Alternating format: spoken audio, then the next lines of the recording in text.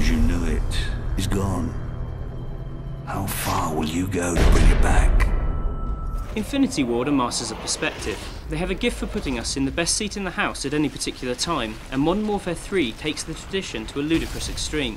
Expect hospital stretchers, crashing airplanes, predator drones, and, in a moment sure to raise some heckles, a family camcorder. You have been warned. 6:22 Greenwich Mean Time. Chemical attacks were triggered across Europe. It's the biggest game on the planet, and it has the global canvas to match. You jump from hotspot to hotspot in a yarn that resembles the doodles in Michael Bay's schoolbook margins. We're on a whistle-stop tour of World War III, taking in, and blowing up, Paris, Berlin, London, Sierra Leone, Hamburg and New York. It's around the world in 80 sleighs, with Hirsute series regular Captain Price as a cigar-chomping Phileas Fogg. Keep it silent. Let's move. This restlessness permeates Modern Warfare 3.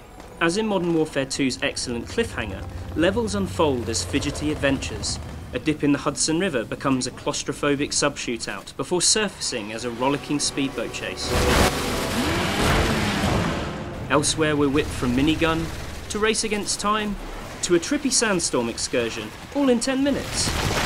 Let's go! Come on! Infinity Ward's rug pulling is so vigorous, it's amazing we don't get carpet burns. Emphasising the set pieces disguises COD's notorious target gallery shooting.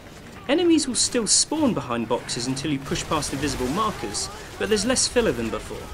If anything, Modern Warfare 3 is too busy, losing quieter moments beneath the digitised rubble. Of course, by quiet we mean driving a tank through a multi-storey car park.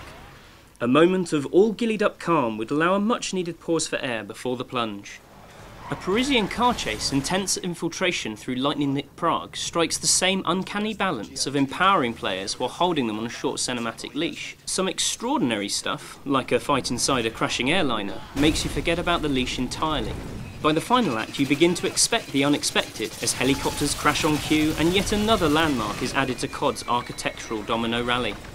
Having multiple protagonists mean they all need worthy send-offs, and Modern Warfare 3's final stretch suffers from one last stand too many. The melodramatic silliness doesn't always sit easily with the subject matter either. One London set assault is a little close to home as SAS gunmen storm the underground before crowds of screaming commuters. You'll probably have already seen the level's shot conclusions splattered all over YouTube. It's a needlessly sour note in an otherwise ridiculous fiction, but nothing to stir ire on the scale of No Russian. This is Ramstein. We're under attack. Roger, we are aware of the gas attack and are sending decon units your way. On to the inevitable question, is it better than Battlefield 3? Battlefield's single player has opted for COD-flavoured drama, while Modern Warfare 3's multiplayer tries to step away from the selfish lone wolf antics that set it apart from DICE's sublime team cooperation. COD's biggest online change is rebranding kill streaks to point streaks, rewarding us for completing objectives as well as the traditional killing. You now opt for one of 3 strike packages. Assault packages are traditional murdering tools, earned by accumulating points without dying. Support packages grant recon and defense options for more tactical play.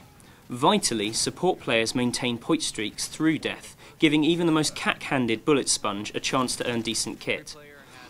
It's a way into a series infamous for alienating people in its first few hectic hours. This, alongside the launch of Elite, shows a game keen to bring in the 8 or so people who don't currently speak COD. When weighed up against Battlefield 3, Modern Warfare 3 still benefits from that classic XP loop. Few games offer such a clear sense of personal development and reward. They've also dumped Black Ops' ghastly obsession with logos and physical customization, refocusing on what matters most: guns and how hard they hit. Having to level up a specific gun to earn its add-ons is a nice touch, tempting people to areas of the arsenal they might normally avoid. Team, ground forces cannot get to the LZ. It's just the 2 of you from here on out. Spec Ops Survival isn't as honed as Treyarch's Zombies mode. It's 2 blokes in a recycled multiplayer map fighting waves of AI soldiers. Collecting currency towards guns and perks ensures the fight evolves, but Zombies has that added advantage of custom-made maps and mechanics of its own. Of course, no tears are lost as long as you can find a buddy to play Spec Ops missions. 16 brilliant takes on campaign levels that come alive in co-op and will keep completists chasing star rankings for weeks. Single player, co-op, multiplayer. Put Modern Warfare 3 and Battlefield 3 side by side and they could be twins. Of course, online they behave like very different beasts, and you won't be judged for pinning your colours to either mast.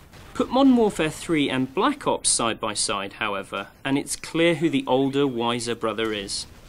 Infinity Ward and Sledgehammer may be playing from the original Modern Warfare rulebook, but they understand it better than their Activision neighbours. Though, next time, it would be nice to see them add some proper amendments of their own. Ultimately, it's more of that Call of Duty that so dazzled in 2007. Counterbalancing a bold, brash campaign with marginally more thoughtful online options is a nice touch. Not that the legions of fans need convincing. To them, Modern Warfare 3 offers the best seat in the house, the one in front of the telly. It doesn't take the most powerful nations on Earth to create the next global conflict. Just the will of a single man.